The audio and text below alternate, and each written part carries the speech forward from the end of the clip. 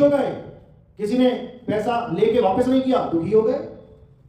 ये जो अवस्था हमारी बनी, ये जीवात्मा की अवस्था है। और जीवात्मा अमर है, अविनाशी है। कहते हैं ना, ईश्वर अंश जीव अविनाशी। अविनाशी होता हुआ भी सुख और दुख में फंसा हुआ है, इसको हम जीवात्मा कहते हैं। ये जीवात्मा कहाँ रहता है? ये हमारी काया में रहता है। इस काया के अंदर कौन है? जीव है। शरीर को छोड़ के कौन जाएगा? जीव जाएगा। शरीर यानी 5 तत्वों का ये नाशवान शरीर किसकी वजह से जीवित है?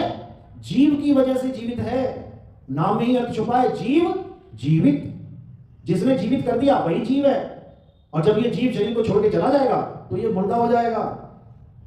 समझ लो, इसी को कबीर साहब की वाणियों में जीव, शिव और पीव बोला गया है। जीव, शिव, पीव। जीव यानी जीवात्मा, शिव यानी विश्वात्मा और पीव यानी परमात्मा।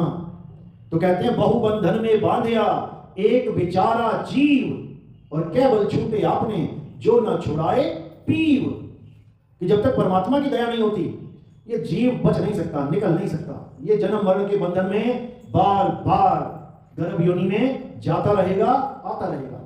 तो इन दोनों अवस्थाओं में, सुख और दुख में कौन फंसा है? जीव। जीव फंसा है सुख और दुख में। अब शिव क्या है? विश्वात्मा क्या है? इसको संतों की भाषा में ब्रह्म कह देते हैं। ब्रह्म 3 वस्तुएं हैं, जीव, ब्रह्म और पार ब्रह्म। तो जीव कौन है? जो सुख और दुख में उलझा पड़ा है, जो मंदिरों की लाइनों में खड़ा है सुख मांगने के लिए, भगवान मुझे सुख दे दो, भगवान मेरा परिवार सुखी हो जाए, मेरी लॉटरी लग जाए, मेरी नौकरी लग जाए, मेरी शादी हो जाए, बच्चे हो जाएं। ये कौन मांग रहा है? ये जीव मांग रहा है अज्ञानतावश, क्योंकि इसको पता ही नहीं है कि जो इसको चीजें मिलने वाली हैं वो पहले ही प्रारब्ध में लिख दी गई हैं।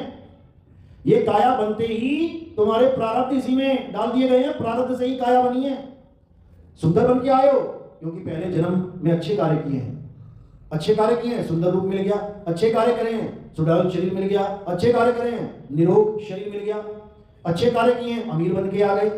अब बुरे किए हैं, लोगों को मारा है, लोगों को चिढ़ाया है, किसी के काले रंग पे खूब उसको चिढ़ाया है, खूब उसके ऊपर चुटकुले सुनाए हैं, तो फिर अब काला बन के आएगा, अब रंग काला मिलेगा। किसी अंधे को चिढ़ाया है, अंधा बन के आएगा। किसी लूले लंगड़े को परेशान किया है, लूला लंगड़ा होके आएगा। यानी जो करोगे सो भरोगे। ये जीवन में तुम्हारे दुख हैं, इसका मतलब कि तुम पाप कर्म करके आए हो, ये भुगतान भुगतना पड़ेगा। जीवन में खुशियां ही खुशियां हैं। 2-2 साल हो गए बीमारी नहीं हो रहे, 5-5 साल हो गए कोई दुखी नहीं आया, इसका मतलब अच्छे कर्म करके आए हो, इसलिए थोड़े दिन के लिए सुखी हो, थोड़े ज्यादा सुखी हो बाकियों से, क्योंकि अच्छे काम किए हैं। और देखोगे कि जितने बड़े लोग हैं ये सब धर्म का काम ज्यादा करते हैं, ये खूब लंगर लगाते हैं। इनको पता है कि जो मैं आज जिस स्थिति में बैठा हूं ये मैं अपने कर्मों की वजह से बैठा हूं, और मुझे अगले जन्मों में भी कर्म सुधारने हैं, तो आज से बीज लगा दो। ब्रह्मा हमारी किस्मत नहीं लिखते, वो कलम ब्रह्मा के हाथ में है ही नहीं जिससे तुम्हारी किस्मत लिखी जाती है। वो कलम किसके हाथ में है? तुम्हारे हाथ में है। जो करोगे सो भरोगे। यानी ब्रह्मा भी नहीं बदल सकते तुम्हारी किस्मत। अगर तुमने घोर पाप कर्म किए हैं तो तुम्हारे किस्मत में घोर दुख आने वाला है, चाहे तुम किसी भी लाइन में खड़े हो जाओ। देखो पाप काटने गए थे लोग, कौन जाता है कुंभ नहाने? डॉक्टर के पास कौन जाता है? आप लोग सत्संग में आए, रास्ते में कितने डॉक्टरों की दुकान पड़ी, घुसे क्या उसमें? क्या आप किसी डॉक्टर के पास गए? रास्ते में 50 डॉक्टर कवर करके आए होगे तुम, लेकिन किसी भी दुकान में नहीं गए, किसी क्लिनिक में नहीं गए डॉक्टर की। क्यों? क्योंकि तुम्हें कोई बीमारी नहीं है, शरीर बिल्कुल फिट है। और जब बीमारी हो जाएगी तो क्या करोगे? ढूंढते ढूंढते जाओगे, मेडिकल स्टोर में पूछते हुए जाओगे, भैया ये बीमारी है, अच्छा डॉक्टर बताओ यार कहां जाए। समझो, तो कुंभ नहाने कौन जाता है? जिसको पता है कि मैं पापी हूं, जिसको पता है कि मैंने पाप किए हैं। बेटा 144 साल बाद मौका मिला है, सारे पाप धो ले, नहीं तो हालत खराब हो जाएगी। अब जहां पापियों की भीड़ हो जाती है वहां क्या होता है? वही हुआ जो होता है। मरे, दौड़ दौड़ के, भाग भाग के, लिथड़ लिथड़ के, चिकड़ चिकड़ के मरे, और कोई पूछने वाला नहीं है। क्यों? पाप कर्म किए हैं। पापी का विनाश पक्का है, और लोग कह रहे हैं कि उनकी मुक्ति हो गई। अरे बड़े बड़े साधु कैलाश पर्वत पे सारी उम्र शरीर गला देते हैं, तब उनकी मुक्ति नहीं होती। और बाबा लोग अपना पिंडा छुड़ाने के लिए कह रहे हैं कि जो नीचे कुचल के मर गए गंगा नदी के किनारे, उनकी मुक्ति हो गई।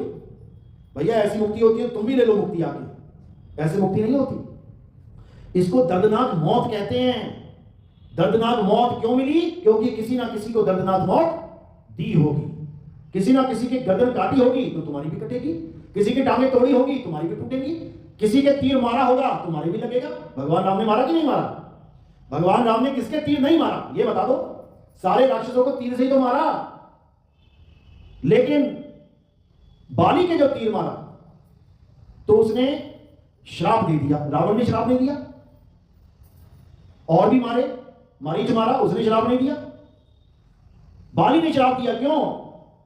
क्योंकि तीर मारना कोई बुरी बात नहीं है। क्यों? क्योंकि everything is fair in love and war. वहां पे वॉर चल रही है, वहां वॉर चल रही है, तीर मारोगे नहीं तो क्या तीर खाओगे? इसलिए जब जंग होती है तब गोली चलाना, बम चलाना कोई अपराध नहीं होता। नहीं तो सबसे बड़े पापी कौन होंगे? जो हमारे बॉर्डर पे खड़े हैं, हमारे फौजी भाई, सबसे ज्यादा गोलियां यही मारते हैं इंसानों के, फिर तो वो ब्रह्म हत्यारे हो गए। लेकिन नहीं, वो अपना धर्म निभा रहे हैं, वो युद्ध में गोली मार रहे हैं। पहले तीर चलते थे, आज गोली चल रही है। लेकिन बाली ने श्राप क्यों दे दिया भाई? क्योंकि जब दो प्लेयर लड़ते हैं आपस में, चाहे कुश्ती के हों, चाहे कबड्डी के दो प्लेयर हों, चाहे फुटबॉल के दो प्लेयर हों, चाहे क्रिकेट के दो प्लेयर हों, चाहे रेसलिंग के दो प्लेयर हों, चाहे हॉकी के दो प्लेयर हों, वो दोनों ही इस खेल के नियम जानते हैं, दोनों जानते हैं। देखो, बॉलर जब बॉलिंग करता है और सामने बैट्समैन ने अगर अपना पैर आगे कर दिया विकेट्स के, तो बॉलर क्या करता है? अपील करता है एलबीडब्ल्यू की। क्यों? क्योंकि वो नियम जानता है और आउट हो जाता है वहां पे बैट्समैन। इसी प्रकार जो युद्ध के नियम होते हैं, युद्ध कौशल होते हैं, ये दोनों पार्टियों को पता होता है। बाली भी युद्ध कौशल में है, राम जी भी क्षत्रिय हैं, नियम बाली भी जानता है, नियम राम जी भी जानते हैं। तो राम जी ने क्या कर दिया? फाउल कर दिया। फुटबॉल में जब कोई फाउल करता है तो सामने वाला अपील कर देता है।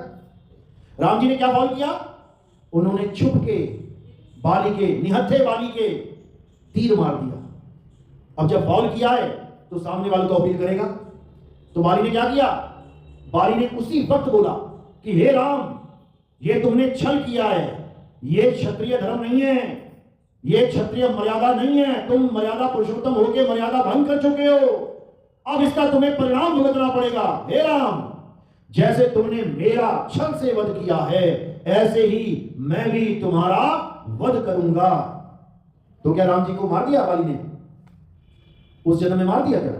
उस जन्म में नहीं मारा। तो फिर ये प्रारब्ध बन गया। प्रारब्ध कर्म, संचित कर्म और वर्तमान कर्म, ये तीनों कर्म लागू होते हैं हमारे ऊपर। वर्तमान कर्म क्या होता है? जो अभी किया और अभी भुगत लिया। जैसे अभी आग लगी है, अभी हाथ डालो इसमें, क्या होगा? 1 साल बाद जलोगे, अभी के अभी जलोगे। ये वर्तमान कर्म है हमारे। एक होता है प्रारब्ध कर्म, यानी जो हमने काम किया है वो थोड़ा समय लेके उसका फल मिलेगा। जैसे तुमने आज गेहूं बोया, अब कब निकलेगा वो? कुछ समय लगने के बाद वो गेहूं की फसल तुम्हें दिखाई देगी। तुम कहो मैंने सुबह गेहूं डाला, दोपहर में तुम ढूंढने लग जाओ यार फसल कहां है, अभी नहीं मिलेगी। आज तुमने किसी का कत्ल कर दिया और तुम गायब हो गए, पकड़े गए, केस चला, 10 साल तक चलता रहा, उसके बाद फांसी की सजा हो गई, तो फल मिलने में कितना समय लग गया? 10 साल लग गए। समझो, कुछ लोगों को इस जन्म में फल नहीं मिलता, जैसे राम जी को नहीं मिला। कर्म राम जी के शरीर से हुआ, लेकिन पूरे जन्म में फल नहीं मिला। अब क्या होगा? अब अगला जन्म आएगा, जब राम जी अगले जन्म में कृष्ण जी बन के आए, वो फल तब मिला। कैसे मिला? उनके पैर में तीर मारा गया। किसके द्वारा? उसी बाली के द्वारा। उसी बाली के द्वारा तीर मारा गया, यानी संचित कर्म पीछा नहीं छोड़े। अब नहीं तो अगली बार सही। और एक होते हैं, ये प्रारब्ध कर्म थे, एक होते हैं संचित कर्म। संचित कर्म क्या होते हैं? जो तुम्हारा जन्मों जन्म पीछा नहीं छोड़ते, जिसकी वजह से तुम्हारा जन्म मरण कभी खत्म ही नहीं हो सकता। अब उन संचित कर्म को खत्म करने का एक ही तरीका है। प्रारब्ध भी भोग लोगे, वर्तमान भी भोग लोगे, लेकिन संचित कर्म नहीं भोग सकते। ये कर्म तुम्हारा पीछा जन्मों जन्म नहीं छोड़ेंगे, क्योंकि ये संचित किए हुए हैं। माया ने इन कर्मों को संचित कर रखा है, इमरजेंसी में देती है ये। जब तुम भक्ति करके अपने कर्म काट लेते हो और तुम्हें लगता है कि अब तो मेरे सारे कर्म कट गए, उसके बाद ये लेके आती है, फिर एक जन्म दे देती है, फिर कर्म में फंस जाते हो। अब ये तीनों प्रकार के कर्म कब कट सकते हैं? जब हम अपने आत्म स्वरूप को जान जाएं, केवल तभी कटेंगे, नहीं तो नहीं कटेंगे। आत्म स्वरूप को जान जाए का मतलब क्या है? हम अभी जीव अवस्था में है, जीवात्मा। अब अगली अवस्था है ब्रह्म यानी शिव यानी विश्वात्मा। यानी जब जीव भक्ति करता है तब वो ही ब्रह्म अवस्था को प्राप्त हो जाता है, जिसको हम कहते हैं अहम ब्रह्मस्मि, मैं ही ब्रह्म हूं, जिसको हम कहते थे शिवोहम शिवोहम, यानी मैं ही शिव हूं। अब ये जो अवस्था बनती है, ये किस अवस्था को कहते हैं? ये साकार से ऊपर निराकार अवस्था को कहते हैं। जीव अवस्था किस अवस्था में रहता है? साकार अवस्था में। आदमी, औरत, बच्चा, बूढ़ा, ये अपने आप को शरीर मानता है। मैं जवान हूं, अरे मैं बूढ़ा हो रहा हूं, अरे मेरे झुर्रियां पड़ गई, ये मेरे मेरे मेरे करता रहता है। समझ लो, ये अपने आप को काया मान बैठा है। डॉक्टर साहब मुझे कुछ नहीं दिखाई दे रहा, ये नहीं बोलेगा मेरी आंख को कुछ नहीं दिखाई दे रहा।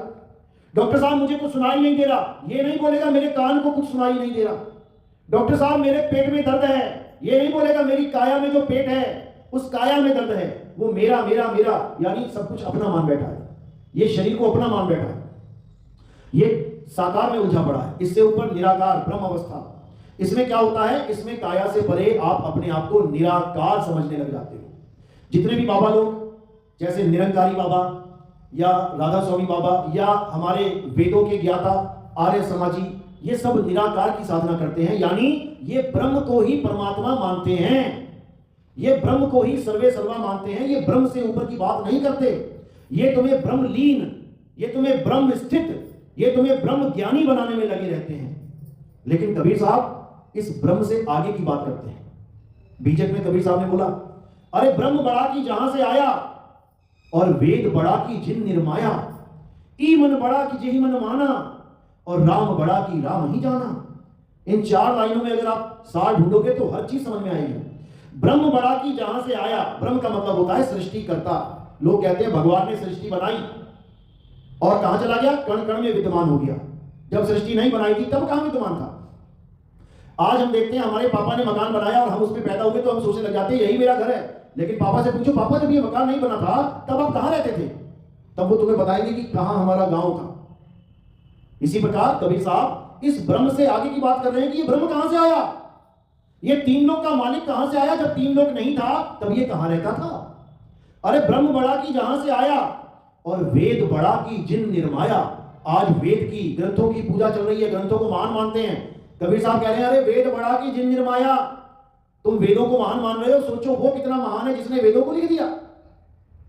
उसने अपनी 100% बुद्धि में से 5-10% बुद्धि लगा के वेद रच दिए। सोचो 90-95% बुद्धि अभी और बाकी है। सोचो क्या क्या लिख देगा वो।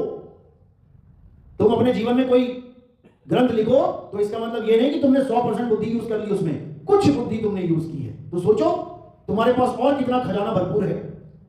तो कह रहे हैं कौन है जिसने वेद लिखे हैं उसको जानो। किसने लिखे वेद?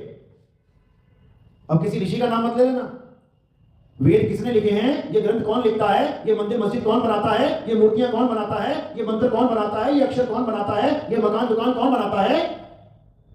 आत्मा। ये आत्मा बनाती है। किसके द्वारा? इस काया के द्वारा। ये ग्रंथ काया के द्वारा लिखे गए, हाथ से लिखे गए, दिमाग लगा के। ये मंदिर हाथ से बनाए गए शरीर के द्वारा। ये मस्जिद, ये गुरुद्वारे, ये मूर्तियां, ये मंत्र, ये जंतर, ये सब काया का खेल है, लेकिन आत्मा की ताकत से चल रहा है। तो कह रहे ब्रह्म बड़ा की जहां से आया, अरे वेद बड़ा की जिन निर्माया, ई मन बड़ा कि जेहि मन माना और राम बड़ा की राम ही जाना। कहते ये मन बड़ा, कहते मन बड़ा बलवान है, मन कंट्रोल नहीं हो सकता, मन तो बहुत बड़ा शैतान है। कहते ई मन बड़ा कि जेहि मन माना।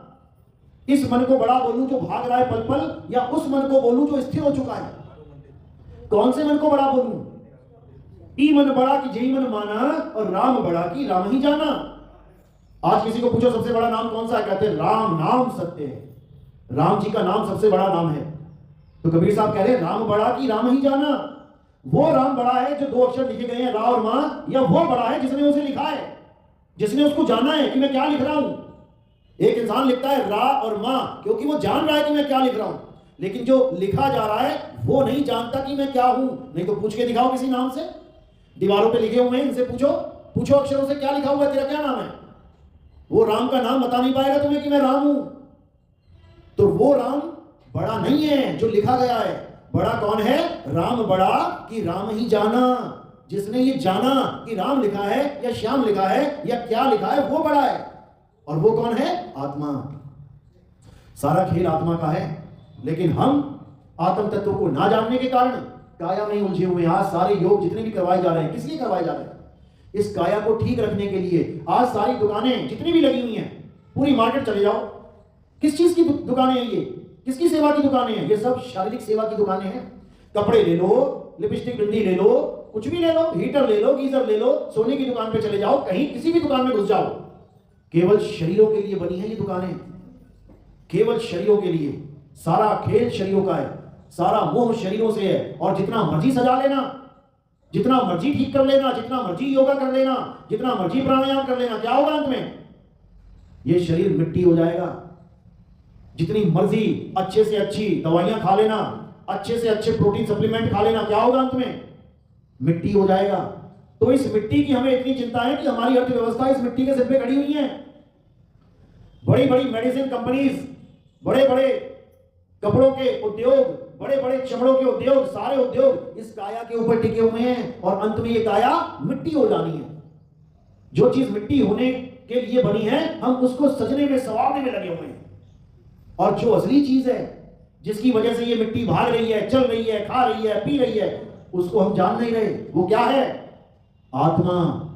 कृष्ण जी ने आत्मा के बारे में बहुत समझाया गीता में कि हे अर्जुन, ये आत्मा अजन्मा है, नित्य है, शाश्वत है, पुरातन है। ये आत्मा ही सत्य सनातन है। आत्मा ही सत्य सनातन है। और जो आत्मा को जानता है, केवल वही सनातनी है। और जो शरीरों की पूजा करता है, वो कभी सपने में भी सनातनी नहीं हो सकता। क्यों? क्योंकि वो नाशवान वस्तु की पूजा करने में लगा है। वो नाशवान भगवान को पूज रहा है। और सनातनी कभी नाशवान की पूजा नहीं करता। सनातनी केवल सत्य को जानता है। इसीलिए सनातनी के आगे सत्य सनातन जुड़ा गया है। सत्य है। और सत्य क्या है? आत्मा ही सत्य है। इसीलिए कबीर साहब बार बार समझा रहे हैं, जल में मीन प्यासी, मोहे देखते आवे हासी, आत्म ज्ञान बिना नर भटके, कभी काबा कभी काशी। आत्म ज्ञान बिना नर भटके, यानी आत्मा के ज्ञान के अभाव में ये जीव कभी मक्का मदीना भाग रहा है, और कभी मस्जिद में जा रहा है, कभी मंदिरों में जा रहा है, कभी कुंभ नहाने जा रहा है। और देखो क्या हो रहा है, अपनी जान से हाथ धोना पड़ रहा है। मक्का मदीना में लोग गए थे पिछली बार, 500 से ज्यादा लोग मारे गए उसको परिक्रमा करते हुए। इतनी गर्मी थी वहां पे। इससे अच्छा तो घर में ही अल्लाह अल्लाह कर देते भाई, जान से हाथ धोने पड़ गए। कुंभ में कितने लोग मारे गए, इससे अच्छा तो घर में ही नहा लेते। अरे गंगा नदी की बात थी, बनारस में नहा लेते, कानपुर में नहा लेते, हरिद्वार चले जाते, ऋषिकेश खाली पड़ा है, जितना मर्जी वहां पे डूब डूब के नहाओ। लेकिन नहीं, हम तो यहां नहाएंगे, यहां कटेंगे पाप, तो वहां वाली गंगा फेल हो गई क्या? आज तक तो यही बोला था गंगा हमारे पाप काटती है, अब वो गंगा फेल हो गई। अब झूसी में नहीं जाएंगे, बनारस में नहीं जाएंगे, अब वहीं प्रयाग में जाएंगे। यही अज्ञानता है। तुम कहीं चले जाओ, तुम्हारे पाप कटने वाले नहीं है। नहीं तो बनारस में जितने भी क्रिमिनल होते ना, गोली मारते और छलांग मार के गंगा में बोलते हर हर गंगे, और बाहर निकल आते कहते पाप माफ हो जाएगा। क्या पकड़ के फांसी होगी उनको? चाहे कितना ही जज के आगे बोलते रहे महाराज जी मैं रोज गंगा में नहा के आता हूं, पाप कट जाने चाहिए। कट जाएंगे क्या? नहीं कटेंगे, फांसी पे चढ़ के कटेंगे। और गंगा जो पाप काट रही है, जो ये भ्रम फैलाया हमारे अंदर कि गंगा पाप काटती है, किसके काटती है पता है? 8 वसु थे, 8 वसुओं में से 7 वसुओं के पाप काटे गंगा ने। कैसे काटे? बच्चों को डुबो डुबो के। महाभारत देखिए ना, गंगा के 7 पुत्र, उनको पैदा होते डुबो दिया गंगा ने, यानी मृत्यु दे दी उनको। मृत्यु होगी तो पाप कटेंगे। और 8वां पुत्र, उसको उसके पाप नहीं काट पाई। क्यों? क्योंकि उसके पति ने बोल दिया ये क्या कर रही है, मेरे 7 बच्चे मार दिए तूने, ये 8वां ही मारेगी क्या? क्योंकि शादी करने से पहले गंगा ने कहा था कि जो मैं करूंगी रोकना मत, तब शादी करूंगी मैं तुमसे। नहीं पता होगा दोबारा से देख लेना। तो गंगा पाप उसके काटती है जिसको वो डुबो के मारती है, और जिसको डुबो के नहीं मार पाई वो 1000 बार गंगा में स्नान कर ले, पाप नहीं कट सकते। तो कौन कौन कटवाना चाहता है पाप अपने? हाथ खड़ा करो। डूब के कटेंगे, मर के कटेंगे। समझ लो, समझ लो, ये भ्रम फैला रखा है गंगा पाप काटती है। कोई पाप नहीं करते गंगा से। नहीं तो भीष्म पितामह उसका पुत्र है, सगा पुत्र। तुम्हारी तो दूर की नानी भी नहीं लगती वो, कि तुम्हारी दूर की नानी लगती है तो चलो ठीक है, मेरा दोता है, मेरा पोता है, काट देगी। उसका सगा पुत्र था, उसके पाप नहीं काट पाई। कैसे कटे उसके पाप? छलनी छलनी कर दिया शरीर, तब जाके पाप कटे। इच्छा मृत्यु होते हुए भी मरने से नहीं बचा। इच्छा मृत्यु थी ना कि जब मैं चाहूंगा मरूंगा, ना इच्छा करता आज तक जी जाता, लेकिन ऐसी हालत कर दी कि जीने की इच्छा ही खत्म कर दी उसकी। जी बेटा क्या जिएगा, तीरों की शैया पे लटका दिया, कर इच्छा जरा जीवन का। यही घमंड में जीता था वो, इसीलिए अपने गुरु से भी झगड़ा करके बैठ गया कि मेरा गुरु भी मुझे नहीं मार सकता। क्यों?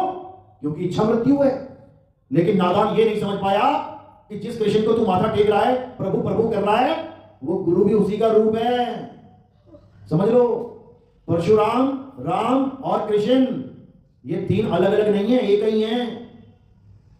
तो ऐसे लोगों का ऐसे ही अंत होता है। तो कहने का मतलब यह है कि जब हम ब्रह्म अवस्था में आ जाते हैं, तब हम सृष्टि के रचयिता हो जाते हैं, रचयिता। और हम क्या करते हैं? हम अपने किए हुए कर्म का ही भुगतान करते हैं। जीव अवस्था में आके ब्रह्म ही जीव अवस्था में आता है। ब्रह्म क्या करता है? सृष्टि की रचना करता है। कैसी करता है? जैसे कर्म किए होते हैं वैसे ही करता है। यह है सृष्टि। यह ब्रह्म सृष्टि की रचना करता है। कैसे करता है? पूरी ईमानदारी के साथ वैसे ही करता है जैसा इसने नियम बनाया है। जो करोगे सो भरोगे।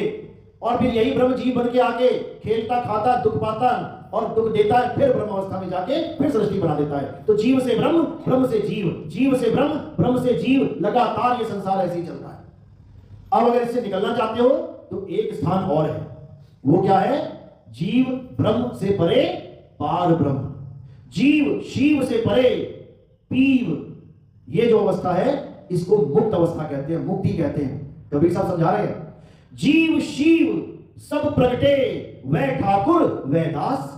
शिव ठाकुर बन के बैठा हुआ है और जीव दास बन के बैठा हुआ है। जीव शिव सब प्रगटे वह ठाकुर वह दास, कबीर और जाने नहीं एक राम नाम की आस। यानी कबीर जीव और शिव को नहीं मानता, कबीर पीव की बात करता है। पीव ही बंधन काट सकता है, पीव अवस्था में जाके ही तुम्हारी मुक्ति हो सकती है। तो कबीर साहब बीजे में फिर समझा रहे हैं, अरे बहुबंधन में बांधया एक बेचारा जीव, और क्या बल छूटे आपने जो न छुड़ाए पीव। यानी वो परमात्मा जब तक नहीं चाहेगा तुम्हें वो अवस्था प्राप्त नहीं हो सकती। वो अवस्था कब मिलती है? जब परमात्मा स्वयं इस जीव को ज्ञान देने आते हैं और जीव से पीव होने का ज्ञान दे के जाते हैं। जो शिव अवस्था ब्रह्म अवस्था है उसको बाईपास कर दिया जाता है, वहां नहीं पहुंचाया जाता। जीव से सीधे पीव का ज्ञान मिलता है। तो कहते कोटि तो ब्रह्मा भये और कोटि भये ईश, साहिब तेरी बंदगी से ये जीव हुए जगदीश। यानी ऐसी बंदगी मिलेगी, ऐसी भक्ति मिलेगी कि तुम सीधे जीवात्मा से परमात्मा हो जाओगे, ब्रह्म ज्ञान में नहीं आओगे। ये जितने ब्रह्मलीन स्वामी बैठे हुए हैं ना, 1008 ब्रह्मलीन स्वामी, ये सब वापस आएंगे। ये ब्रह्मलोक में चले गए हैं, कुछ समय के लिए सुख भोगेंगे, फिर वापस आएंगे इसी जगत में दुख भोगने के लिए। तो सबसे बड़ी अवस्था क्या है? ये आत्म अवस्था है, जिसे शुद्ध चैतन्य स्वरूप आत्म अवस्था कहते हैं, जिसे परम आत्म अवस्था कहते हैं। तो ये अवस्था तब मिलती है जीव को जब उसके जीवन में सद्गुरु आता है। और वो क्या करता है? वो उस हर चीज से किनारे कर देता है जो उसे ब्रह्म अवस्था में लेके जा रही है। ब्रह्म अवस्था में जाने के क्या साधन हैं? जैसे आप अष्टांग योग करते हैं, अष्टांग योग ब्रह्म अवस्था को प्राप्त करने का सबसे बड़ा साधन है। अष्टांग योग, जो अष्टांग योग सिद्ध हो गया वो 101% ब्रह्म अवस्था को प्राप्त करेगा।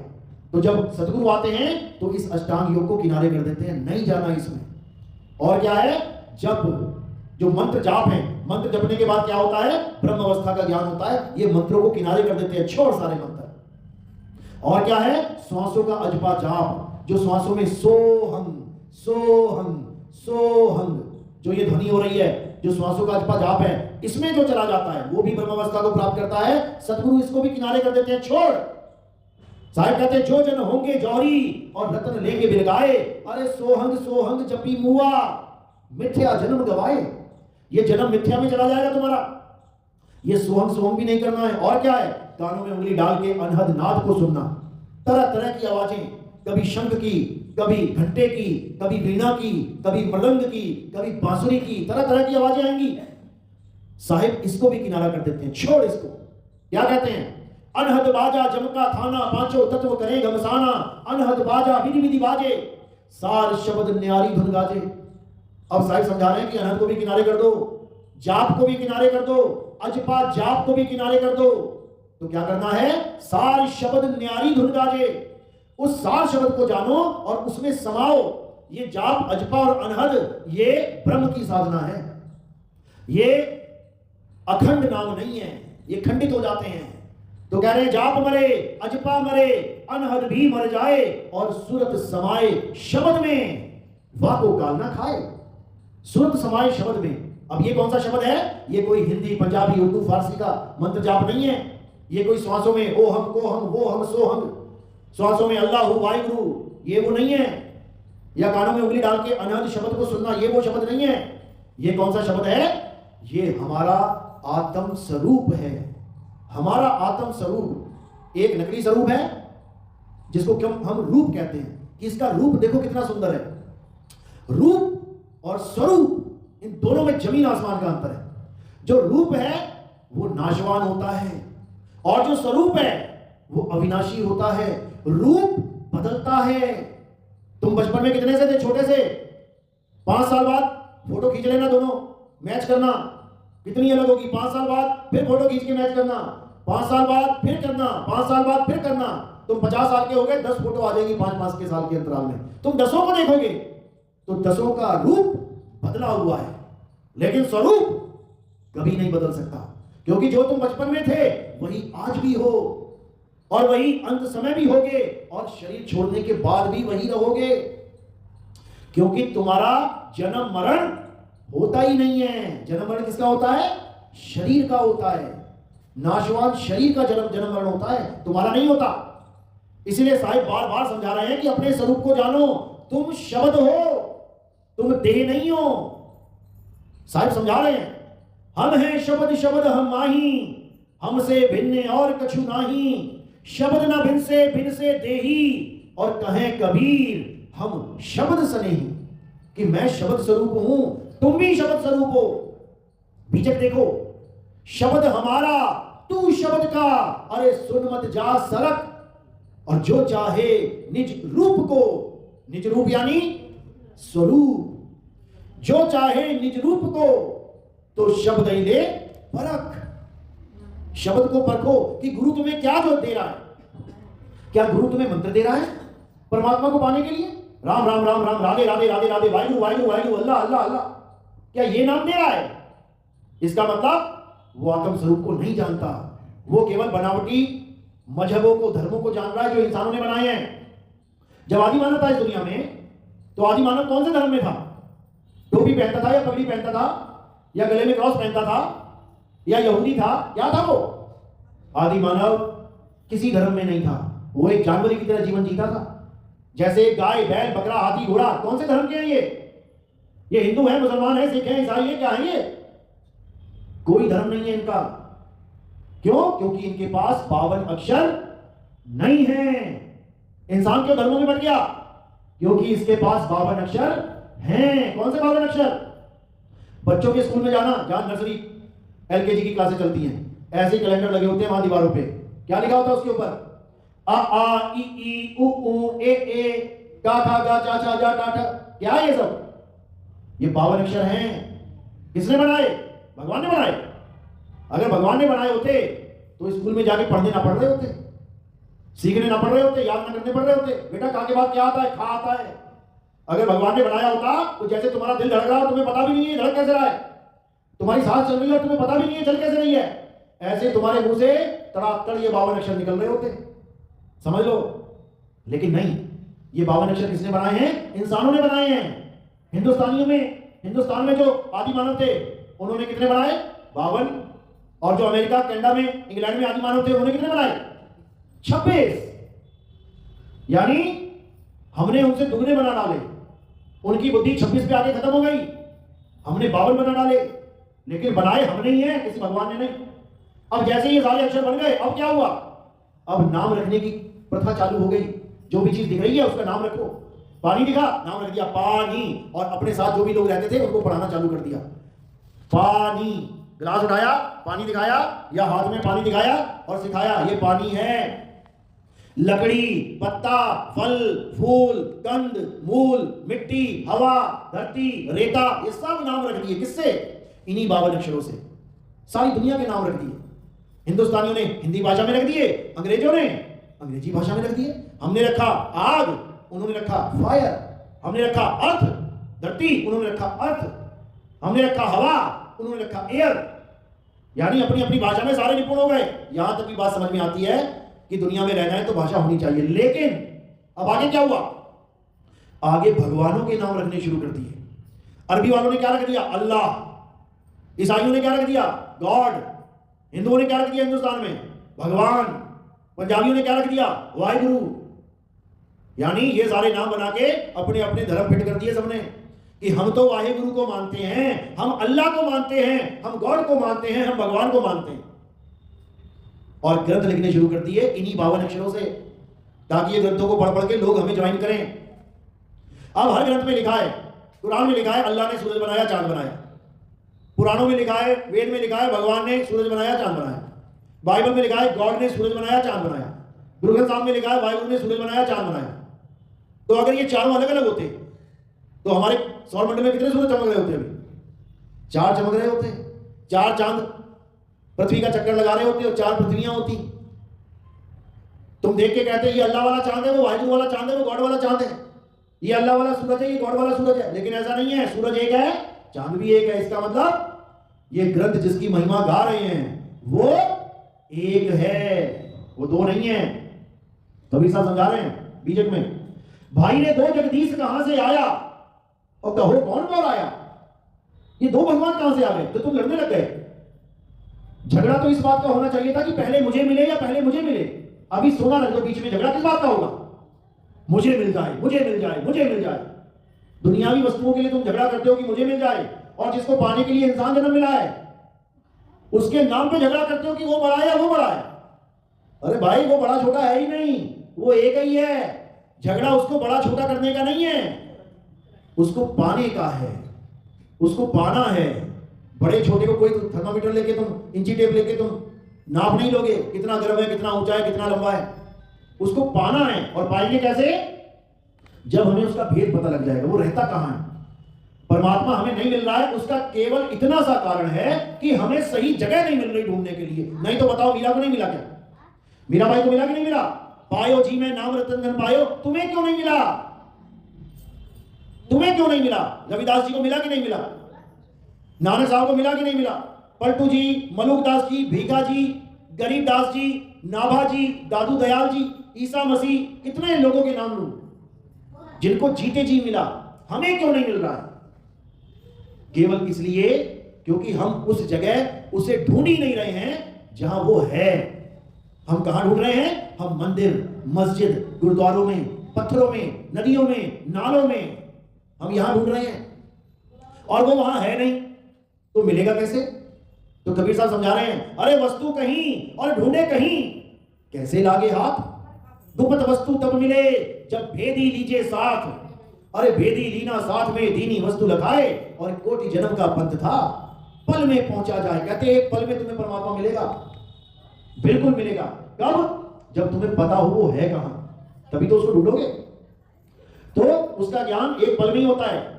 जैसे जनक जी ने कहा कि मैं घोड़े के रकाब में पैर रखूं, उससे पहले मुझे ज्ञान हो जाना चाहिए। तो वैसा गुरु मिला, घोड़े पे भी चढ़ने का मौका नहीं दिया, उससे पहले ज्ञान करवा दिया उनको। तो जब गुरु मिल जाते हैं तो पल का खेल होता है, पल में पता लग जाता है कि मेरा परमात्मा है कहां, और तुम्हारी भक्ति वहीं से शुरू हो जाती है। क्योंकि सबसे मुश्किल ये जानना है कि वो है कहां। समझ लो, तुम्हारा बच्चा खो गया, 1 महीना हो गया ढूंढते हुए, गली गली शहर शहर ढूंढ रहे हो, पूरी दुनिया खाली पड़ी है ढूंढने के लिए। शायद इस शहर में हो, शायद उस शहर में हो, जाते चले जा रहे हो। अब एक आदमी ने फोन कर दिया तुम्हें, अरे भाई तेरा लड़का लाल किले के दरवाजे पे खड़ा है, मेन गेट पे। जैसे ही तुम्हें पता लगा, कितनी देर में पता लग गया तुम्हें? 1 पल में। तुम वहां नहीं भी गए तब भी तुम्हें पता लग गया कि मेरा लड़का कहां है। तो जैसे ही तुम्हें पता लगा कि लाल किले के गेट पे खड़ा है, उसी क्षण सारी दुनिया के स्थान, सारी दुनिया के गांव, नगर, शहर, बस्ती तुम्हारे लिए यूजलेस हो गए, तुम्हारे लिए बेकार हो गए। यानी इतना कुछ होते हुए भी तुम्हारे लिए किसी काम का नहीं रह गया। अब काम का क्या है? लाल किले का गेट। केवल पूरी दुनिया में तुम्हारे दिमाग में लाल किले का गेट है, बाकी तुम्हें कहीं नहीं जाना। अब मिलेगा तुम्हें परमात्मा, अब मिलेगा तुम्हें तुम्हारा बच्चा। सीधे लाल किले के दरवाजे पे पहुंच जाना, तुम्हें वही खड़ा मिलेगा। अब पहुंचने में समय लग सकता है। तुम बाइक से निकले हो, तुम्हें 10 घंटे लग जाए। तुम कार से निकले हो, शायद 6-7 घंटे में पहुंच जाओ। तुम हवाई जहाज से निकले हो, तुम आधे घंटे में पहुंच जाओगे। अब तुम्हारी स्पीड पे डिपेंड करता है कि तुम जा कैसे रहे हो, लेकिन निशाना मिल चुका है। इसीलिए कबीर साहब ने कहा, निशाना कोई मारे संत सुजान। परमात्मा हमें इसलिए नहीं मिल रहा क्योंकि हमें निशाना ही गलत दिया जा रहा है। हमें लाल किले को छोड़ के सारी दुनिया में घुमाया जा रहा है, इसीलिए परमात्मा नहीं मिल रहा है। अर्जुन को जब तीर मारने के लिए बोला, क्यों बोला? क्योंकि अर्जुन को पूरी चिड़िया में से केवल चिड़िया की आंख दिखाई दे रही थी, तो गुरु ने कहा पक्का निशाना लगेगा। इसी प्रकार जब तुम्हें निशाना साधने वाला गुरु मिल जाए, साधो क्यों बोलते हैं? कहत कबीर सुनो भाई साधो। साधो का मतलब ये नहीं खाली लेके जाओ मंदिर में पूजा करो, गंगा नदी में छलांगे मारो, या पर्वत पे चढ़ जाओ, या पर्वत के चक्कर काटो। ये वृंदावन में जितने अज्ञानी गुरु बैठे हुए हैं, ये सब चक्कर काट रहे हैं पहाड़ों के, क्योंकि इनको साधना पता ही नहीं है कि होती क्या है। ये नाम जपने को साधना मान बैठे हैं। यानी बच्चा खो गया तो ये लोग कह रहे हैं बस बच्चा बच्चा जपो बेटा, बच्चा मिल जाएगा। लगे हुए हैं बच्चा बच्चा बच्चा बच्चा, सारी उम्र बच्चा बच्चा जपती रहना, जब तक बच्चे का भेद बताने वाला गुरु नहीं मिल गया कि बच्चा कहां है, तब तक वो मिलने वाला नहीं है। सारा जीवन बर्बाद कर लोगे। इसीलिए कबीर साहब ने बोला कि मोको कहां ढूंढे रे बंदे, मैं तो तेरे पास में, ना मंदिर में, ना मस्जिद में, ना काबे कैलाश में। इसको दिमाग से निकाल दो। ये मंदिर मस्जिद गुरुद्वारे इंसानों ने बनाए हैं। कईयों ने तो अवैध निर्माण कर रखे हैं। जमीनें हड़पने के लिए मंदिर बना दी हैं, जमीनें हड़पने के लिए मजारे बना दी हैं, जमीनें हड़पने के लिए गुरुद्वारे बन गए हैं। समझ लो, ना मंदिर में, ना मस्जिद में, ना काबे कैलाश में, नाम है जप में। ये राधे राधे राधे करके आज ज्ञानी पुरुष बने हुए हैं सारे, ये महाज्ञानी हैं। ये राम राम अल्लाह अल्लाह करके ये आत्मज्ञानी बन गए, सब अज्ञानी है। ये साहिब समझा रहे, नाम है जप में कुछ भी जपने की जरूरत नहीं है, नाम है तप में तपस्या करने की जरूरत नहीं है, ना एकांत निवास में घर बार छोड़ के जंगलों में जाके एकांत में रह के पत्ते खाने की जरूरत नहीं है। नाम है जप में, नाम है तप में, ना एकांत निवास में। अरे खोजी होए तुरंत मिल जाऊं, एक पल की तलाश में। और कहे कबीर सुनो भाई साधो, मैं तो हूं विश्वास में कि जब तुम्हें गुरु मिलेगा और तुम्हें साधना देगा। साधना का मतलब जैसे हम निशाना साधते हैं, जब वो मिलेगा तब सारा खेल सुलझ जाएगा। तब समझ में आएगा कि भक्ति होती क्या है और मैं करता क्या रहा। तो पहले परमात्मा को ढूंढने से पहले ये जानो कि वो कहां कहां नहीं है। अगर तुम्हें ये पता लग गया वो कहां कहां नहीं है, तो समझ लो कि तुम्हें 99% ज्ञान हो गया इस दुनिया में। अब 1% जो बचा है वो ये बताने में लग जाएगा कि परमात्मा है कहां, क्योंकि 99% जगह पे वस्तु नहीं है, 1% पे वस्तु है। कोई भी वस्तु ले लो, तुम एक छोटी सी सुई यहां पे गद्दे में लगा दो, दबा दो अंदर तक, ऊपर से चादर रख दो। अब तुम पूछो किसी से जो नया नया बाहर से आए, ढूंढ सुई कहां है, सारा कमरा छान मारेगा, वो सुई नहीं मिलेगी जब तक उसे कोई बताने वाला ना मिल जाए। और बताने वाला मिल गया तो 99% जगह दिमाग से निकल जाएगी, छोड़ दे। और जो 1% है वो कहां है, वो ये है। तो इसी को साहिब बोल रहे हैं कि अगर ऐसा कोई गुरु मिल रहा है जो तुम्हें मंत्र देता है जपने के लिए, छोड़ दे, तेरा जीवन बर्बाद कर देगा वो। ये राम राम करवा के, ये राधे राधे करवा के, ये अल्लाह अल्लाह करवा के, वाहिगुरु वाहिगुरु करवा के, ये कबीर कबीर करवा के, ये सतनाम सतनाम जपवा के, ये सब तेरा जन्म बर्बाद कर देंगे। छोड़ दे। जो भी कहता है इस काया के अंदर परमात्मा है, शरीर में परमात्मा है, छोड़ दे। शरीर में परमात्मा नहीं है। शरीर में कौन है? जीव और ब्रह्म है। ये दोनों अवस्थाएं शरीर की हैं। ज्ञान कुंडली पढ़ो, तामे जीव ब्रह्म और माया समर्थ कैसा खेल बनाया। क्या है काया में? ये तो माया ही है। पहली बात, काया और माया एक हो जान, ये काया ही माया है। माया बदलती है बार बार, माया जन्म ले रही है, माया का नाश हो रहा है। तो काया और माया एक, जीव और ब्रह्म अवस्था, इन दोनों में। अब इससे परे है वो परमात्मा, यानी काया से परे है वो, उसको जानना है। तो ना तो बाहर परमात्मा है कि मंदिर मस्जिद गुरुद्वारों में नदी नालों में तुम ढूंढते फिरो, बिल्कुल गलत निशाना है, छोड़ दो। और ना ही काया में परमात्मा है कि तुम आके बंद करके बैठे हो, योग कर रहे हो, ये भी नहीं, छोड़ दो। तुम समाधि लगा के बैठ गए, तुम्हें प्रकाश दिखाई दे गया, तुम्हें ज्योत दिखाई दे गई, तुम्हें तरह तरह के रंग दिखाई दे गए, तुम्हें स्वर्ग महास्वर्ग शिवलोक गोलोक अमरलोक अकैलोक अनामी लोक कुछ भी दिखाई दे गया, छोड़ दे, ये सब अज्ञान है। तो ज्ञान क्या है? ना पिंडे और ना ब्रह्मंडे, ना परमात्मा इस काया में रहता है, ना परमात्मा बाहर संसार में रहता है। वो इन दोनों से अलग अपने निज स्थान पे रहता है, और वो निज स्थान क्या है? उसको अधर द्वीप कहते हैं। कबीर साहब कह रहे हैं, अधर द्वीप तहां गगन गुफा में है निज वस्तु सारा, और ज्योति स्वरूपी अलख निरंजन धरता ध्यान हमारा। कहते हैं अलख निरंजन यानी ब्रह्म ये सृष्टि कैसे बना पाता है? आत्मा की ताकत से। आत्मा की ताकत से ये सृष्टि बन रही है, आत्मा ना हो सृष्टि नहीं बन सकती, समझ लो।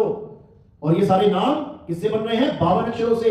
52 अक्षर ना हो तो ना तुम हिंदू, ना तुम मुस्लिम, ना तुम सिख, ना तुम ईसाई, ना तुम धीरज, ना तुम पंकज, ना तुम सीमा, ना तुम कोई नहीं होगे, तुम्हारा कोई नाम ही नहीं होगा। जैसे हजारों गाय बैल देखते हो सड़क पे चलते हुए, क्या नाम रखोगे उनका? हजारों गाय हैं, कोई नाम नहीं है, तो क्या अस्तित्व नहीं है? अस्तित्व है।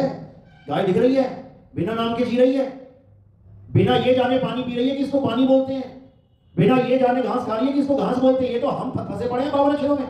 ये फूल है, ये घास है, ये पत्थर है, ये कांच है, ये धरती है, ये आकाश है, ये हम जानने में लगे हुए हैं। और जितना जानते रहते हैं उसी को हम सोचते हैं बड़ा ज्ञानी है, बड़े अक्षर याद कर लिए इसने। बायोलॉजी में पढ़ते हैं हम, हार्ट में कितने चैम्बर है, किडनी में क्या है, क्रोमोसोम नंबर क्या है, ये है वो है, सारा दिमाग में नोट कर रहे हैं, याद कर रहे हैं, और क्या सोच रहे हैं? अरे बहुत बड़ा ज्ञानी है ये तो। ये अक्षर ज्ञान है, अक्षर ज्ञान। ये सारा जीरो हो जाएगा 1 सेकंड में। तुम रट्टू तोता बन चुके हो, तुम अक्षरों को रट रट के ज्ञानी बन गए हो, पोथियों को पढ़ पढ़ के ज्ञानी बन गए हो, दोहों को रट रट के ज्ञानी बन गए हो, लेकिन जिसके लिए दोहे बोले जा रहे हैं उसको तुम जान नहीं रहे हो। साहिब कह रहे हैं पोथी पढ़ पढ़ जग मुआ, अरे भयो ना पंडित कोए, और एक आखर पीव का, पढ़े सो पंडित होए, एक है आखर पीव का। अज्ञानियों ने दोहा भी बदल दिया, ढाई आकर प्रेम का, पढ़े सो पंडित होए। बताओ ढाई आकर प्रेम का कहां से आ गया बीच में? असली दोहा है एक अक्षर पीव का। पीव यानी जीव, शिव, पीव यानी परमात्मा का। अगर तुमने एक अक्षर पढ़ दिया, एक अक्षर यानी कौन सा एक अक्षर? हिंदी का, पंजाबी का, उर्दू का, फारसी का, चाइनीज का, डच का, पुर्तगीज का, स्पेनिश का, कौन सा? एक अक्षर यानी, अक्षर का मतलब होता है अविनाशी। अक्षर, शर यानी नाशवान, आगे आ लगा दिया, अक्षर यानी अविनाशी। यानी अगर तुमने परमात्मा का एक अक्षर यानी परमात्मा का अविनाशी रूप पढ़ दिया तो तुम पक्के ज्ञानी हो जाओगे। इसको आत्मज्ञान कहते हैं। तुम्हें आत्मा का ज्ञान हो गया तो तुम पक्के ज्ञानी हो गए, पक्के पंडित हो गए। और जो पोथी पढ़ पढ़ के तुम कहानियां सुना रहे हो, ये तुम खुद का भी जन्म बर्बाद कर रहे हो और सामने बैठे लोगों का भी जन्म बर्बाद कर रहे हो। इसका तुम्हें भुगतान भुगतना पड़ेगा, क्योंकि तुमने आत्म स्वरूप की जगह मंत्रों की साधना, जंत्रों की साधना, तंत्रों की साधना, पत्थर की पूजा, धरती में नदियां बह रही हैं उसकी पूजा, इन नाशवान पूजाओं में लगा दिया पोथियां पढ़ पढ़ के। इसका तुम्हें हर्जाना भुगतना पड़ेगा। और क्या भुगतेंगे? उन गुरुआ लोगों के लिए क्या बोला? कह रहे झूठा गुरु अजगर बना और लख 84 जाए, सारी संगत चींटी बनी, तोड़ तोड़ के खाए। उन गुरुओं को अजगर बनाया जाएगा। ये जितने तुम्हें दिखाई दे रहे हैं ना, करोड़ करोड़ की ऑडी में, करोड़ करोड़ की BMW में घूम रहे हैं, राम राम कृष्ण कृष्ण बोल बोल के पैसा इकट्ठा कर रहे हैं, इनको अजगर की जून मिलेगी। और जितनी संगत पीछे लगा रखी है, ये सब काट काट के खाएंगे कि तुमने मेरा जन्म बर्बाद कर दिया। मनुष्य चोला 84 लाख जन्म के बाद एक बार ये जन्म मिला था आत्मा को जानने के लिए, तुमने पत्थर की पूजा करवा के जन्म बर्बाद कर तो पीस खाए संसार। समझ लो, रसगुल्ले की पूरी ट्रे भरी पड़ी है, कौन सा वाला उठाओगे? सबसे छोटा वाला या सबसे बड़ा वाला? पता है कौन सा उठाओगे? अगर पसंदीदा है तो सबसे बड़ा उठाओगे, और शुगर है तो सबसे छोटा उठाओगे। तो यहां कह रहे पाथर पूजे तो हरी मिले। अगर पत्थर पूजने से हरी मिल जाए तो मैं पूजू पहाड़, तुम्हें छोटा सा हरी मिलेगा पत्थर जितना, मुझे पहाड़ जितना हरी मिल जाएगा। वहां से ये चाकी बनी जो पीस खाए संसार। कहते पत्थर ही पूजना है भाई, तो चक्की की पूजा करो। क्यों? क्योंकि मंदिर वाला पत्थर केवल एक धर्म वाला इंसान पूजेगा। कौन? जो हिंदू धर्म में है। और जो चाकी है, इसको कौन पूज रहा है? इसको हिंदू, मुस्लिम, सिख, ईसाई सारे पूज रहे हैं। किसी गांव में एक चक्की लगी हो ना, देखना वहां कौन आएंगे? हिंदू भी वहीं खड़ा होगा, भैया मेरा वाला पीस देना पहले। मुल्ला जी भी वहीं खड़ा होगा, ईसाई भी वहीं बोरा लेके खड़ा होगा, सिख भी वहीं खड़ा होगा। क्यों? इस पत्थर से चारों का काम चल रहा है। तो कह रहे हैं अगर पत्थर की पूजा करनी है तो चाकी की पूजा कर। जो पीस खाए संसार इस दुनिया में, चाहे कोई भगवान को मानता है चाहे नहीं मानता है, बिना पत्थर के, बिना चक्की के उसका काम चलने वाला नहीं है। तो अगर भगवान ही पूजना है पत्थर के रूप में, तो चक्की को पूज लो, कल्याण हो जाएगा। लेकिन हमें समझ में नहीं आती ये बात। हमें वही जो दिमाग में डाल दिया गया बचपन से कि ये राम जी हैं, ये कृष्ण जी, ये हनुमान जी हैं, और हम विश्वास करके बैठ गए। विश्वास तो किया हमने, अच्छी बात है, विश्वास किया, लेकिन विश्वास करके भी नहीं कर पाए। कैसे? जैसे तुम अपने घर के सामने, गेट के सामने मंदिर लगा लो, उसमें राम जी, कृष्ण जी, हनुमान जी सारे खड़े कर दो। अब तुम्हें एक हफ्ते के लिए जाना कहीं टूर पे, तो क्या तुम अपना घर भगवान के हवाले छोड़ के जा सकते हो? बिना दरवाजा लगाए, बिना ताला लगाए तुम जा सकते हो घर छोड़ के? नहीं जा सकते हो। तुम्हें भगवान की मूर्तियों पे भरोसा नहीं है, पूजा तुम वही कर रहे हो कि ये भगवान जी हैं, मांग मन्नतें वही रहे हो, भगवान जी सुख देना, खुशियां देना, ये देना, वो देना। लेकिन तुम अपने भगवान के भरोसे अपना मकान छोड़ के नहीं जा सकते। किसके भरोसे छोड़ के जा रहे हो? लिंक लॉक्स, ताला लगा के 3 बार खींच के, अब ठीक है, अब जाओगे बिंदास। समझ लो, क्योंकि तुम्हारा दिल अंदर से गवाही देगा कि भगवान रक्षा नहीं कर सकते मेरे मकान की। समझ लो, समझ लो, करके देख लेना। दरवाजा खुला छोड़ के जाना, तुम्हारे प्राण रहेंगे गले में अटके कि अरे यार कुछ नहीं मिलने वाला घर में, भगवान होते हुए भी। समझ लो, अगर भगवान मंदिरों में, पत्थरों में रहते तो सोमनाथ का मंदिर 6 बार तोड़ा गया और 17 बार लूटा गया। कोई एक आदमी दिखा दो मुझे पूरे भारत में जिसके यहां 17 बार चोरी हुई हो। 1 बार हो जाएगी, 2 बार हो जाएगी, 3, 4, 5 बार हो जाएगी, 6ठी बार में वो एकदम होशियार हो जाएगा। सीसीटीवी कैमरा लगाएगा, कुत्ते रखेगा, कोई वॉचमैन रखेगा कि मेरे यहाँ चोरी अब नहीं होनी चाहिए। लेकिन वहां पर भगवान बैठे हुए हैं, 17 बार चोरी हो गई। और मुझे तो ये कोई बता दे, जब 1 बार पूरा खाली कर दिया गया, लूट के ले गए, पूरा मंदिर खाली किया होगा ना जब लूट के लेके गए, तो दूसरी बार कौन चोरी करने आएगा वहां पे? जब खाली कर दिया, ये हॉल खाली पड़ा है, यहाँ पर ना कोई बेड है, ना कोई सोने की मूर्ति है, ना कोई चांदी, मानो कि ये पूरा भरा पड़ा था। चोर आए, सारा लूट के ले गए, खाली पड़ा है। अब दोबारा कौन आएगा लूटने? अब इसको दोबारा कौन आएगा लूटने जब खाली पड़ा है? क्यों आए लूटने? क्योंकि कुछ लोगों ने दोबारा भर दिया माल, उसमें दोबारा से ये सब डाल दिया। चोरों ने कहा बड़े बेवकूफ लोग हैं, एक बार तो हमने पूरा लूटा, दोबारा फिर भर दिया, फिर आके लूट के ले गए। अब दोबारा लूट के ले गए तो तीसरी बार क्यों आएंगे? क्योंकि उन लोगों ने दोबारा भर दिया, वो तीसरी बार लूट के ले गए, फिर चौथी बार भर दिया, चौथी बार लूट के ले गए, 5वीं बार भर दिया, 5वीं बार लूट के ले गए। उनको इतनी भी समझ में नहीं आई कि हम जितनी बार रखेंगे, अरे ये लूट के ले जाएंगे। कौन थे ये लोग पता है? जिन्होंने हमारी सोने की चिड़िया के सारे पंख कटवा दिए। कौन थे ये लोग? मंदिर के पुजारी, जो सोने की मूर्तियां रखना तो जानते थे, लेकिन उनको बचाने के लिए लड़ना नहीं जानते थे। ले जाओ, हमारा थोड़ी नहीं है, जनता का है, ले जाओ। 17 बार लुटवा दिया मंदिर। सोचो 18वीं बार क्यों नहीं आए? क्यों नहीं आए? क्योंकि उसके बाद नहीं रखा, जनता जागरूक हो गई, जनता ने रखने ही नहीं दिया। उसके बाद सारा सिस्टम पत्थर का बनाया गया, पत्थर की मूर्तियां रखी गई, लाओ लूटो जाके। अब पत्थर कौन लूटेगा आगे? नहीं तो 17 छोड़ो, 17,000 बार लूटा जाता, वो थे ही लुटे रहे। तो ये सब अज्ञानता है। भगवान ना तो पत्थर के हैं, ना सोने, ना चांदी, ना हीरे, ना मोती के, ना ही अष्ट धातु के हैं। लोग सोचते हैं अष्ट धातु के भगवान बहुत बड़े होते हैं। अरे लुट जाते, भगवान को उठा के ले जाते हैं लोग चोर, फिर पुलिस में कंप्लेंट करते फिरते हैं हमारे भगवान जी को चोर उठा के ले गए। बताओ, इंसान की प्रॉब्लम भगवान सुलझाएगी, भगवान की प्रॉब्लम इंसान सुलझाएगा। ये दिक्कत है, क्योंकि हमें अज्ञानता में डाला गया है। असल में परमात्मा का वास किसी पत्थर में, किसी मूर्ति में नहीं है। समझ लो, ये भगवान की मूर्ति है, इसको गिरा दिया, कितने सेकंड में उड़ जाएगी, कितने मिनट में उड़ जाएगी, कितने घंटे में उड़ जाएगी, कितने दिन में उड़ जाएगी, कितने हफ्ते में, कितने महीने में, कितने दशक में, कितने युगों में? कभी नहीं उठेगी। और एक बकरी के बच्चे को गिरा दिया ऐसे, कितनी देर में उड़ जाएगा? 2 सेकंड में उड़ जाएगा। फिर गिराओगे फिर उड़ जाएगा, फिर गिराओगे फिर उड़ जाएगा। क्यों? भगवान नहीं उठ पा रहे और बकरी का बच्चा उठ रहा है। कारण क्या है? आत्मा। इसमें आत्मा नहीं है, जड़ है ये। अब पंडित जी कहते हैं नहीं, इसमें प्राण डाले जाते हैं तब भगवान जीवित होते हैं। अच्छा, देखो कितना दिमाग लगाते हैं। आप देखोगे सड़क के किनारे बहुत सारे भगवानों की मूर्तियां पड़ी होती है, गणेश जी, महेश जी, दुर्गा जी, लेकिन तुम कभी नहीं देखोगे कि कोई वहां जाए और 100 रुपए चढ़ा दे या 500 रुपए चढ़ा दे। कभी नहीं देखोगे। पता क्यों नहीं देखोगे? क्योंकि पंडित जी ने भ्रम डाल रखा है कान में कि वो मूर्तियां निर्जीव हैं, वो मूर्तियों में जीव नहीं है। हम प्राण प्रतिष्ठा करेंगे तब इसमें जीव आ जाएगा, तब इसको मंदिर में स्थापित किया जाएगा। ये भ्रम में डाला है हमने। चलो ठीक है, एक में प्राण है, एक में नहीं है, यानी एक बच्चा जीवित है, प्राण है, एक मुर्दा है, दोनों को धक्का दे देते हैं। कौन सा वाला उठेगा? जीवित वाला या निर्जीव वाला? जीवित वाला। चलो ठीक है, आप दोनों मूर्तियां रख देते हैं सामने। एक पंडित जी ने जीवित कर दी है जिसमें प्राण प्रतिष्ठा हो गई है, और एक बिना जीव वाली रख देते हैं। अब देते हैं दोनों को धक्का, कौन सी उठेगी? कौन सी उठेगी? दोनों ही नहीं उठेंगी। इसका मतलब झूठा जीव है उसके अंदर, नकली प्राण डाल दिए, समझ लो। लेकिन लोगों को ऐसा भरमाया जाता है, ऐसा भरमाया जाता है, अरे अगर भगवान जीवित हैं तो पंडित जी रात में ताला लगा के क्यों जाते हैं? खोल के जाओ मंदिर, गले में ताला क्यों लगा होता है?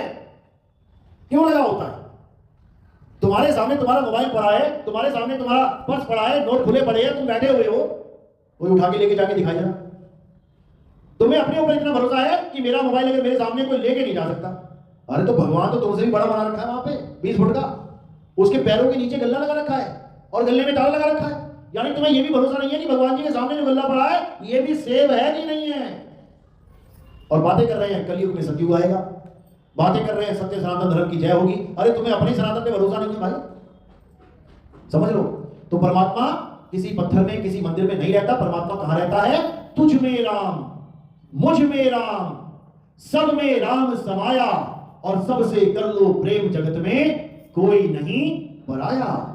यहां रहता है राम। भजन तो गाते हैं, मेरे रोम रोम में बसने वाले राम। तो रोम कहां लगे हैं? रोम यहां लगे हैं कि तुम्हारे मंदिर में रोम लगे हैं?